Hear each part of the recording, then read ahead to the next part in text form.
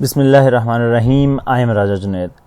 First year की इसी तरह हम लोगों ने पहले चैप्टर के मेजरमेंट्स की एक्सरसाइज स्टार्ट की हुई थी और उसमें हम लोग कंसेप्चुअल क्वेश्चन डिस्कस कर रहे थे, जिसमें हम लोगों ने ये कहा था कि हम लोग 3-4 पॉइंट्स को लेके चलेंगे। सबसे पहले उस जो क्वेश्चन है उसकी स्टेटमेंट को समझेंगे, ठीक है, यानी कि उसे अंडरस्टैंड करेंगे कि उस स्टेटमेंट के अंदर क्या चीज़ें इंपॉर्टेंट हैं, ठीक है।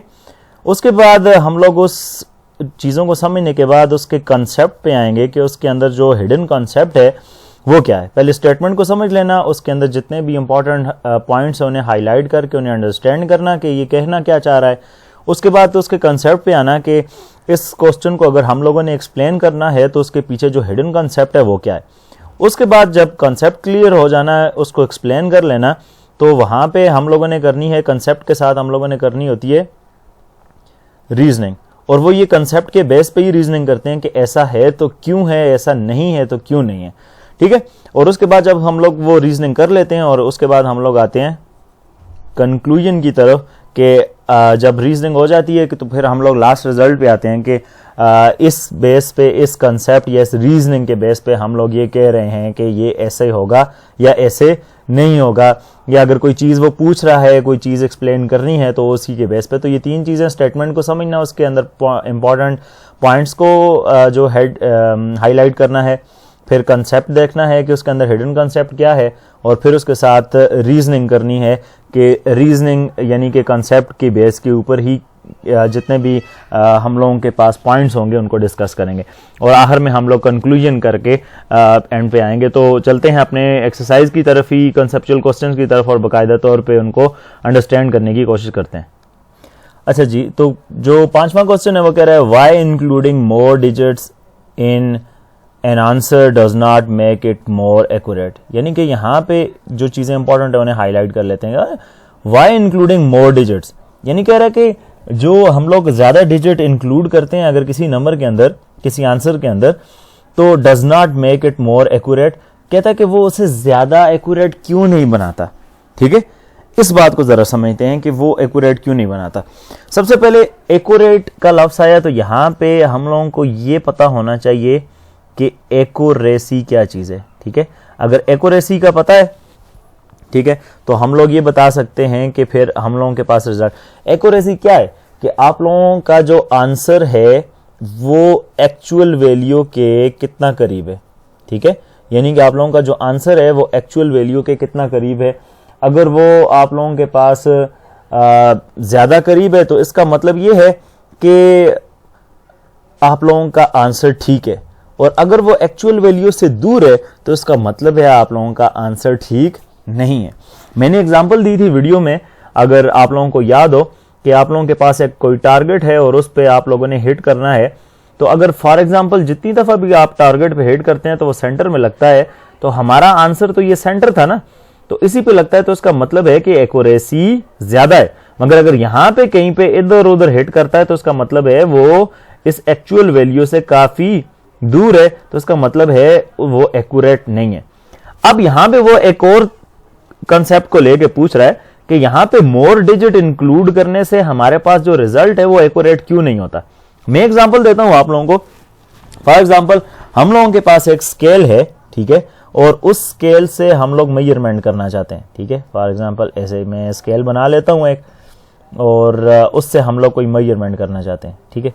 ये आ गया मेरे पास यहाँ पे 0, ये आ गया 1, ये आ गया 2, 3, 4, 5 एंड 6 यहाँ पे आ गया, ठीक है। ये मेरे पास कोई लाइन है जो यहाँ से कोइंसाइड करके 4 और 5 के दरमियान में आ रही है। इधर ये पॉइंट है A और ये पॉइंट है B। अब देखें यहाँ पे 2 चीजें हमें नजर आती हैं, एक है प्रिसीजन और उसी से रिलेटेड है हम लोगों के पास एक्यूरेसी। अब यहां पे ये दोनों चीजें, मैंने प्रिसीजन की क्यों बात की, क्योंकि कोई भी इंस्ट्रूमेंट जिसकी लीस्ट काउंट, ठीक है, लीस्ट काउंट जितनी लेस होगी, यानी कि लीस्ट काउंट लेस होने का मतलब ये है कि वो स्मॉलर वैल्यू को भी कैलकुलेट कर सकता है, यानी कि वो स्मॉलर वैल्यू को कैलकुलेट करने के काबिल है। इसका मतलब ये है कि आप लोगों के पास वहां पे प्रिसीजन जो है वो ज्यादा है, यानी कि बार बार आप लोग रिपीट करेंगे तो उसी नंबर तक आप लोगों के पास आंसर रिपीट होता रहेगा। मगर क्या वो एक्यूरेट है, ये हम लोग नहीं बता सकते, क्योंकि प्रिसीजन ये चीज डिसाइड नहीं करती कि वो चीज एक्यूरेट है या नहीं है। इसका मतलब ये है कि अगर मैं यहां पे आंसर लेता हूं, फॉर एग्जांपल मेरे पास आंसर आ रहा है 2.53, ठीक है, और इसके आगे अगर मैं नंबर इंक्लूड कर देता हूं, मैं कहता हूं यार लिख लेते हैं 153 इस तरह। मुझे बताएं ये नंबर इंक्लूड करने से हमारी वैल्यू, हमारी जो ये आंसर है, ये एक्चुअल वैल्यू के करीब जाएगा या एक्चुअल वैल्यू से दूर जाएगा? फॉर एग्जांपल अगर मेरे पास आंसर ही एग्जैक्ट मेरे पास आ रहा है 2.5, ठीक है, और हम लोगों ने ये 2.5 फॉर एग्जांपल मैं कहता हूं 2.53 आंसर आ रहा है, तो ये आगे जो एक्स्ट्रा वैल्यू या मोर डिजिट इंक्लूड करने से तो ये वैल्यू उससे बजाय उसके करीब आने के उससे अवे जा रही है। और हमें तो ये वाले जो नंबर हम लोग इंक्लूड कर रहे हैं, ये सारी की सारी क्या चीज क्रिएट कर रही है? ये अनसर्टेनिटी क्रिएट कर रही है, यानी कि इस रिजल्ट के अंदर हम लोग डाउटफुल है, हम लोगों को तो इस बारे में कंफर्म ही नहीं है कि ये रिजल्ट हमें एक्यूरेसी की तरफ लेके जा रहा है या नहीं लेके जा रहा। इसी वजह से आप लोगों के पास जितने भी डिजिटल इलेक्ट्रॉनिक्स हैं, ठीक है, डिजिटल इलेक्ट्रॉनिक्स, यानी कि मैं आपकी लैब में से एग्जांपल दे देता हूं। जैसे हम लोगों के पास वर्नियर कैलिपर है, ठीक है, तो वर्नियर कैलिपर में जो आप लोगों के पास डिजिटल वर्नियर कैलिपर होगा, वो आप लोगों को up to a certain decimal point तक ही आंसर देगा हर दफा, वो मजीद कोई और नंबर आगे इंक्लूड नहीं करता। यानी कि अगर मैं आप लोगों को एग्जांपल दूं तो हर दफा वो कहेगा 2.53, 2.54, 2.55, 2.52। तो ये देखें यहां पे प्रिसीजन कितनी है, 0.2, यानी कि सेकंड डेसिमल प्लेस तक गई हुई है, हर दफा उतनी है। इसने आगे कोई मजीद और नंबर इंक्लूड नहीं किए, क्योंकि जब इसको डिजाइन किया जा रहा था तो उनको इस बात का पता था कि मजीद नंबर इंक्लूड करने से वैल्यू के अंदर एक्यूरेसी नहीं बल्कि वैल्यू अपनी रियल वैल्यू से दूर होती जाती है। तो इसी वजह से उन्होंने अप टू 2 डेसिमल प्लेस तक ही इस सर्किट को या उस इलेक्ट्रॉनिक डिवाइस को डिजाइन किया होता है, ताकि आप लोगों के पास नंबर जो है वो एक्यूरेट रहे। मजीद नंबर इंक्लूड करने से हम लोगों के पास एक्यूरेसी नहीं आती। तो इसका आंसर हम लोग कैसे लिख सकते हैं, उस पर आते हैं जी, जरा देखते हैं। अच्छा जी, इसका आंसर ऐसे हो सकता है कि अगर हम लोग बोलें तो हम लोग कहेंगे accuracy of an answer means that how close is the value to the actual value, यानी कि हमारी वैल्यू कितनी एक्चुअल वैल्यू के करीब है। So by including more digits in an answer does not make it accurate, तो ज्यादा number include करना आंसर में वो उसे ठीक नहीं बनाते, because the precision of the value will not be consistent to a specific decimal place. तो जब हम लोग और नंबर ऐड करेंगे तो प्रिसीजन तो हमारी फिर एक स्पेसिफिक वैल्यू तक डेसिमल प्लेस तक नहीं रहेगी, but it rather shows meaningless value which will create uncertainty, और ये एक मीनिंगलेस वैल्यू बना देगा और जिससे अनसर्टेनिटी यानी कि एरर और मजीद बढ़ जाएगा। तो इसका मतलब एक्चुअल वैल्यू के करीब नहीं आएंगे। Digital scales are design not to give you meaningless value, और डिजिटल जितने भी स्केल्स होते हैं ना वो आप लोगों को मीनिंगलेस वैल्यू नहीं देते। It will only tell you a number of digits that reflect the actual precision of the instrument, यानी कि वो आप लोगों को वो डिजिट्स देंगे जो कि एक्चुअल प्रिसीजन जो है उसके बारे में बताते हैं। यानी कि एक इंस्ट्रूमेंट है वो up to second decimal place, third decimal place तक चीज कैलकुलेट कर सकता है, तो आप लोगों के पास उसके आंसर में उतनी ही प्रिसीजन दी जाएगी जितनी असल में उसमें मौजूद है। यानी कि डिजिटल इंस्ट्रूमेंट्स के अंदर आप लोगों के पास एक्स्ट्रा कोई भी वैल्यूज ऐड नहीं की जाती जिससे अनसर्टेनिटी के चांसेस बढ़े। चलते हैं जी नेक्स्ट क्वेश्चन की तरफ। अच्छा जी, नेक्स्ट क्वेश्चन में कह रहा है what determines the precision of an instrument, कि जो इंस्ट्रूमेंट है उसकी प्रिसीजन जो है वो क्या बताती है। ठीक है, तो वो हम लोग ज़रा देखते हैं। तो हम लोग ये कह सकते हैं कि यहाँ पे जो दो लफ्ज़ हैं, एक प्रिसीजन ऑफ इंस्ट्रूमेंट, ये दोनों इंपॉर्टेंट है ना, प्रिसीजन इंस्ट्रूमेंट। तो अब ये हम लोगों ने बताना है कि प्रिसीजन एक इंस्ट्रूमेंट की क्या होती है, क्या बताती है। तो सबसे पहले देख लेते हैं प्रिसीजन क्या चीज़ है ना, प्रिसीजन। ठीक है, प्रिसीजन का मतलब ये होता है कि how close the values are to each other, ठीक है, कि एक दूसरे के वैल्यूज कितनी करीब है। फॉर एग्जाम्पल अगर आप लोग किसी इंस्ट्रूमेंट से कोई मेजरमेंट ले रहे हैं, कोई लेंथ मालूम कर रहे हैं, किसी भी कोई लाइन सेगमेंट है, फॉर एग्जाम्पल ये मेरे पास लाइन सेगमेंट है, कोई भी ए और बी, इसकी लेंथ मालूम कर रहे हैं, तो आप लोगों के पास रिजल्ट आता है 2.51, 2.52, 2.50, 2.53। अब देखें ये सारी वैल्यूज एक दूसरे के करीब हैं, ठीक है, सारी वैल्यूज एक दूसरे के करीब हैं। इसका मतलब ये है कि ये सारी की सारी वैल्यूज जो हैं यहां पे हम लोगों ने जिस इंस्ट्रूमेंट से कैलकुलेट की हैं या मेजर की हैं, उस टाइम पे ये दो सारी वैल्यूज एक दूसरे के करीब आई हैं, तो इसका मतलब है ये सारी वैल्यू यहां पे हम लोगों ने जो मेजरमेंट की है वो प्रिसाइज है, एक दूसरे से दूर नहीं है। अगर रिजल्ट हमारे पास कुछ ऐसा आता, एक आती 2.5, फिर आती 3, फिर आती 3.5, फिर आती 3.9, फिर आती 4.7, तो ये सारी वैल्यू एक दूसरे से बहुत ज़्यादा दूर हैं, तो लिहाजा यहाँ पे प्रिसीजन हमें नज़र नहीं आ रही। प्रिसीजन का मतलब ये होता है कि जब आप लोग एक ही एक्सपेरिमेंट को बार बार करें तो आप लोगों के पास जो रिजल्ट आ रहे हैं वो एक दूसरे के जितने ज़्यादा करीब होंगे उतनी ज़्यादा वो वैल्यू आप लोगों के पास प्रिसाइज होगी। अब ये वैल्यूज एक दूसरे के करीब कब आएंगी, कैसे आएंगी, वो डिपेंड करता है हमारे पास उस इंस्ट्रूमेंट की लीस्ट काउंट पे। किस पे डिपेंड करता है जी? लीस्ट काउंट पे, यानी कि वो सबसे स्मॉलेस्ट वैल्यू कौन सी कैलकुलेट कर सकता है। फॉर एग्जांपल अगर मैं ऐसी एग्जांपल दूं तो वर्नियर कैलिपर का अगर हम लोग देखें तो वर्नियर कैलिपर की लीस्ट काउंट मुख्तलिफ हो सकती है। हम लोगों के जहन में एक बात बैठी हुई है कि 0.01 सेंटीमीटर या 0.001 मिलीमीटर, तो ये नहीं है, ये डिपेंड करता है कि वो जो वर्नियर कैलिपर है उसके ऊपर जो नंबर ऑफ डिवीजन्स हैं वो किस तरह हैं, तो उससे हम लोग लीस्ट काउंट निकालते हैं। कहने का मकसद ये है कि फॉर एग्जांपल अगर मेरे पास 0.01 लीस्ट काउंट है एक वर्नियर कैलिपर की सेंटीमीटर, तो इसका मतलब है कि अगर हम लोग सेंटीमीटर के अंदर कोई भी लेंथ कैलकुलेट कर रहे हैं तो सेकेंड डेसिमल प्लेस तक हम लोगों के पास नंबर आना चाहिए, और ये सेकंड डेसिमल प्लेस ही हमें उसकी प्रिसीजन को शो करती है। यानी कि यहां पे प्रिसीजन जो है वो हमारे पास कितनी है, 0.01 की प्रिसीजन है, ठीक है, यानी कि सेकंड डेसिमल प्लेस तक, यहां पे भी सेकंड डेसिमल प्लेस तक है, यहां भी सेकंड डेसिमल प्लेस और यहां पे भी सेकंड डेसिमल प्लेस। तो इसका मतलब है प्रिसीजन जो है वो उसका अंदाजा हम लोग उस जो भी इंस्ट्रूमेंट है उसकी लीस्ट काउंट से लगाते हैं, और जब भी किसी मेजरमेंट कोई भी इंस्ट्रूमेंट के अकॉर्डिंग कोई मेजरमेंट की होती है उन मेजरमेंट्स को देखते हैं कि आया वो एक दूसरे के क्लोज हैं या नहीं है। अगर वो क्लोज हैं तो तब तो वैल्यू आप लोगों के पास प्रिसाइज है, मगर अगर वो क्लोज नहीं है जैसा कि इस एग्जांपल में, तो इस एग्जांपल में क्लोज नहीं है तो इसका मतलब है वो प्रिसाइज नहीं है। इसका आंसर हम लोग कैसे लिख सकते हैं उसे देखते हैं जरा। अच्छा जी, तो हम कह सकते हैं प्रिसीजन क्या है, तो हम कह सकते हैं precision of an instrument determines the closeness of 2 और मोर देन 2 वैल्यूज, यानी कि वो वैल्यूज एक दूसरे के कितने ज्यादा करीब हैं।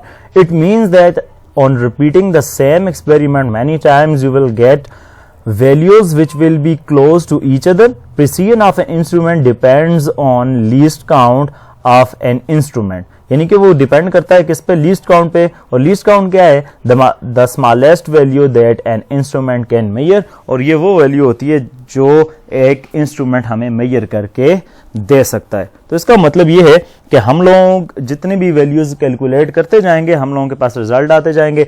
और अगर हम लोग यहाँ पे एग्जाम्पल लें, फॉर एग्जाम्पल